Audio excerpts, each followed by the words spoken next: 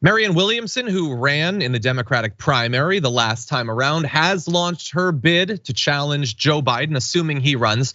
And very early on, she announced that part of it was some of the moves Joe Biden and the Democratic Party have made to try to make it more difficult for challengers in the future, saying, how can you claim to be a champion of democracy when your own process is so undemocratic? That is, of course, a reference to something we've already covered on the show, the DNC announcing a sweeping overhaul of the Democratic primary process, in particular, which states are going to be voting first. And these are not small changes.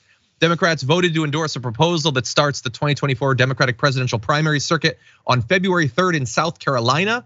New Hampshire and Nevada are scheduled to follow on February 6th, Georgia on February 13th, and then Michigan on February 27th. I think that there is a very plausible case to be made that this is better representative of the Democratic Party and all of that stuff. It's also seems to be designed to help Joe Biden and people like him win presidential primaries. Both of those things can be true at the same time. This is going to give a lot more early political power and representation to black voters inside of the Democratic primary. It is just also the fact that Joe Biden believes that that will help him more than some potentially progressive challengers. We'll see how that plays out in reality. But I like that Marianne Williamson is, again, we've been talking about people not being willing to differentiate themselves.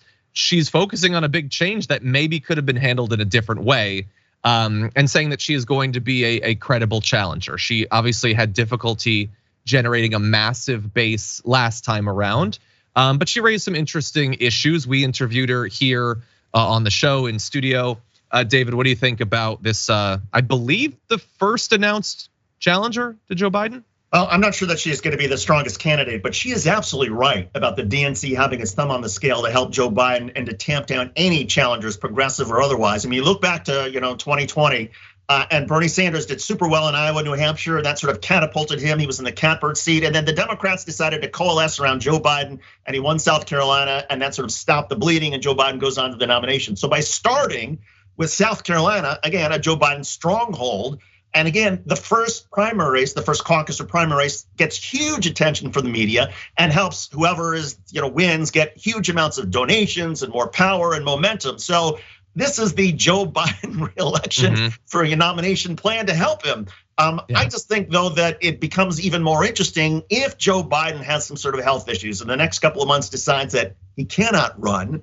That maybe this is also part of the DNC saying, okay, well now we're gonna make sure that at least a progressive who might do well in a Democratic Iowa, Democratic New Hampshire primary cannot do the same thing in 2020 that Bernie Sanders did, and this essentially plants the seed for any sort of establishment Democrat to get off to a great start if it's not Joe Biden. Yeah, maybe. Although I have to imagine when this was announced, Pete Buttigieg was probably like, "Oh shucks," because I don't think he's gonna do real well with this map. That said, I'm kind of in a weird position because I don't like when something like this is done so clearly to benefit one politician, but I also think, why shouldn't those states get to vote first rather than having to sort of just like rubber stamp what had already been going on? Why should it be Iowa? New Hampshire is still in there, but at least it's not only New Hampshire and Iowa. Nevada, by the way, is a state that Bernie Sanders has done very well in. He won it the last time around. And I get that, at least for Joe Biden, he seems to have an advantage in some of these early states, but why shouldn't a progressive be able to do well in Georgia? And why shouldn't you need to win over those sorts of states to be the candidates? So I'm really torn. I don't like the backroom deals, but I also think that there's no reason why progressives should needlessly concede that this whole portion of the country isn't a place they can do well in. I mean, why would that be the case? I don't know. Right, and I would argue that let's just, for argument's sake, let's suppose Joe Biden is not running and Bernie Sanders says, I'm gonna give this another shot. I think if Bernie Sanders is starting in a place like South Carolina, where he can make his economic populist appeals, as opposed to only having a couple of days after Iowa, New Hampshire, and suddenly rushing into South Carolina and hoping for the momentum.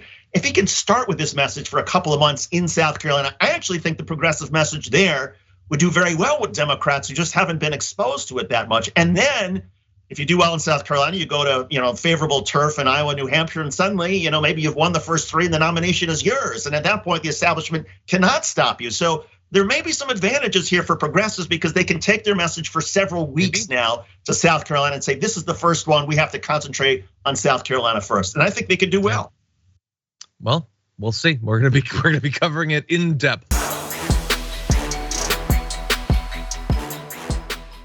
For more political news breakdowns, interviews, stories of activism, and me trying my hardest to care about the occasional big celebrity news story, subscribe to our YouTube channel at youtube.com/thedamagereport. And you can ring the bell wherever it is so you don't miss anything.